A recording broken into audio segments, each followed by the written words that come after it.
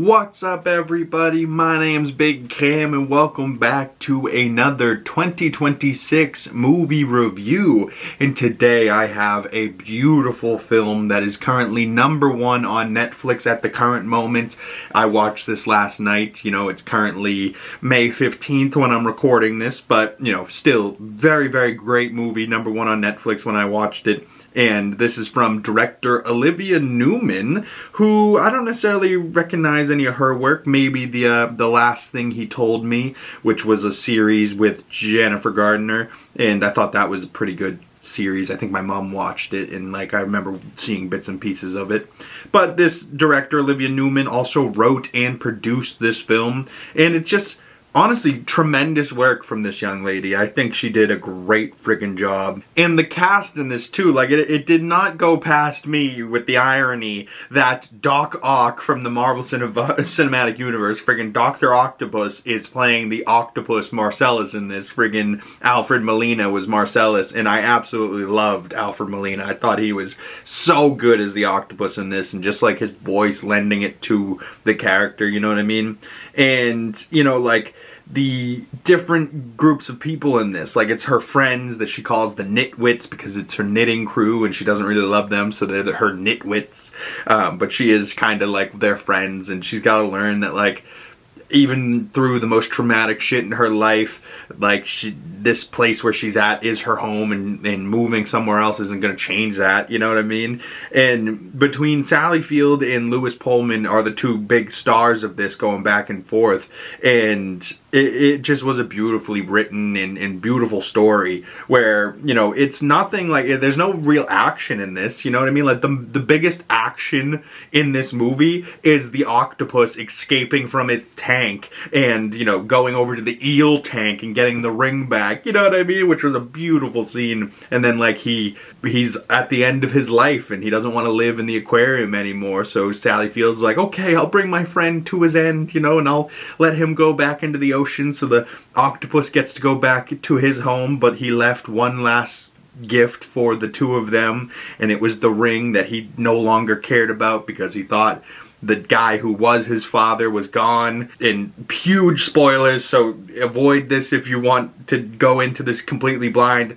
And if you know, are somebody that is wondering whether they should watch this or not, I cannot recommend this movie enough. It's my only 5-star film I've given in like the last 2 years, maybe, other than Sinners. You know what I mean? Like, this is a tremendous movie. I can't say enough good things about it. I absolutely loved it.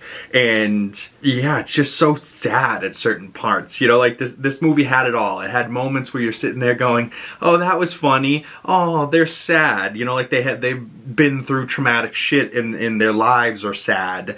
And, you know, but they have each other, so then it starts to warm your heart. And then they're both, you know, becoming friends and becoming closer, even though they weren't, you know, necessarily on cordial terms at the start of their relationship. You know, like they were kind of fighting, bickering back and forth at the beginning, but then they end up, you know, becoming friends, and he's here for her and she's here for him. And then they find out that the ring that said EELS on it is his father's initials, which was her son, who she lost in some windsurfing accident, but people thought maybe he killed himself, and that was never really confirmed because obviously we don't know if he killed himself or if he died in an accident. But if he did kill himself, he was trying to maybe avoid being a parent, and if he died accidentally, he still wasn't there for his son and his girl that he really liked, and she ended up overdosing. Obviously she was probably miserable because she lost her high school sweetheart, and I can only imagine, like, if I was really in love with somebody in high school and then they died tragically in an accident, how fucked up that would make me feel, you know? So like, yeah, just lots of crazy just life stuff going on in this movie. And then it comes down to it at the end that, like, he's her grandmother, he's her grandson, you know? And then, like, he ends up with Avery Sophia Delia? I didn't necessarily recognize her from other stuff, but she was like the paddleboard shop owner, and they had like a little relationship going on. And if you guys know me, I love a love story, so I was really here for the two of them and like the young couple. But she has a kid, so he panics at first, but then goes back and apologizes her, takes Sally Field's advice, and like really, you know, ends up becoming a couple with them, becomes this, you know, kid's stepdad type of deal. And then she lost her husband and her son many years ago, so she's been alone. So like being with each other, they both get the courage to go and find love again. So he finds his girl with the paddleboarder. Sally Field's character ends up with Ethan's Colm Meaney's character, and he was actually really good in this as well. And I thought he was, you know, it played a cute character, and her friends were really cute as well. You know, Kathy Baker as Marianne. You know, like it was just a sweet, sweet movie, and it was just so well done, so much heart. It had laughs, it had tears, you know, real friggin' tears for this movie. And yeah, like it just, I can't say enough good things about it. It's honestly a perfect friggin' film. And I said in my review on Letterboxd, the irony that Doc Ock is the octopus in this kills me, but tremendously well done. Really loved this. What a beautiful movie. Perfect, no notes, real tears. That was my review on Letterboxd. But Sally Field plays Tova Sullivan, and Lewis Pullman plays Cameron, which is my name, Cameron.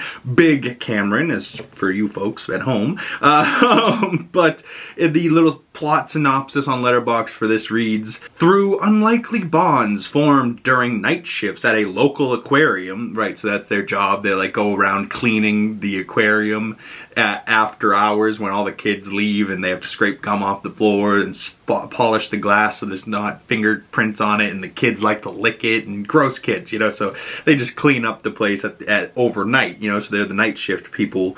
And she's moving, so he replaces her, but then she is like trying to show him the ropes, and she's like, you know, if you're gonna do something, you gotta do it right. You can't do, there's a right way and a wrong way to do things, and you gotta do things the right way, you know. So her little sayings start to ring in his head, and it's just a beautiful relationship between the two of them.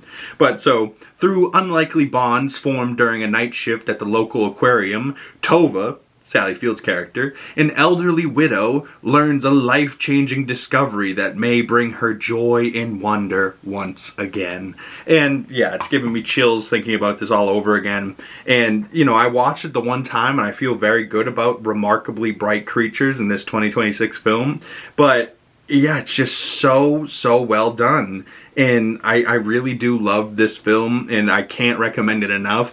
Not necessarily a kid's film, but like, if you watch this with the family, it might be good, but I think this is more for the moms out there and just movie people in general. If you want to see a beautiful movie, if you need to cry tears of joy or tears of sadness, if you need to get some tears out, this movie will get them for you. And yeah, Sally Field, you fucking legend. I can't love Sally Field any more than I do. You know, she's just such a beautiful, sweet soul, and every time I've ever seen Sally Field on screen, she just crushes it. And Lewis Pullman actually crushed it too. That little scene he had playing the guitar singing, I think it was like a Radiohead song. It was really, really beautiful stuff. And you know, it's just funny that like the first time he shows up, he's like homeless, and he's got like this outfit, but he's got like the same haircut he did in Thunderbolts. So this movie was just funny to me that it was like, you had Doc Ock, you had Aunt May for Andrew Garfield's Aunt May, and you had Bob Sentry. So for any of the Marvel fans out there, Sentry is Aunt May's grandson, and they both work together to help Doc Ock get out of his tank and get back to the ocean or whatnot. But, you know, whatever you want to look at this movie like, you know, there's different ways to look at things. Art is subjective, you know. So if you thought differently about this film, or if you liked it, or you didn't see it, or you did see it, whatever your thoughts are on this film, I would love to hear those thoughts down in the comment section below. Have a conversation with me about movies, you know, have a recommended movie you want me to check out, please drop that down in the comment section below, and I'll toss it on my list and go check that out for y'all. But overall for me, this is a 5 out of 5 star film. This is a 10 out of 10. This is a perfect film. I genuinely loved it. It's under 2 hours. It's got a real good runtime too. You know, just under 2 hours, but like, it's got a good runtime, good cast. You know, it's nothing too crazy a cast, because it's really just the two of them for majority of the time. But then the little, you know, subcast is still really good too, with like the guy at the shop and the girl at the boat store, you know, like the little cops around this little town. They really did feel like they were in this little boat town, and yeah, it was beautiful. I really can't say enough good things. Olivia Newman, the director and writer, salute to you. You really did a phenomenal job. Sally Field, loved Sally Field. Lewis Pullman, rock on, brother. Keep doing your thing. I hope to see Lewis Pullman in Avengers Doomsday as Bob, but who knows what Century will be up to. Maybe he'll have a big part, maybe he'll have a small part. We don't know. We haven't really seen a whole lot from that movie, so I feel like we're going to go to theaters in December and just have our minds blown, you know what I mean? But that's it for me, y'all. I'd love to hear what movies blew your mind recently. Drop those down in the comment section below. I'd love to hear your score for this movie out of 5 or 10 stars. And if you want to send me those to my other social medias, links for those down in the description below. And if you've made it this far and you'd like to support the channel, the best way of doing that is smashing the like button, commenting down below, subscribing if you haven't already, and hit that bell so you don't miss future movie reviews and you get the notifications when those come out. Once again, my name's Big Cam, and I'll see you gorgeous folks in the next video. Peace!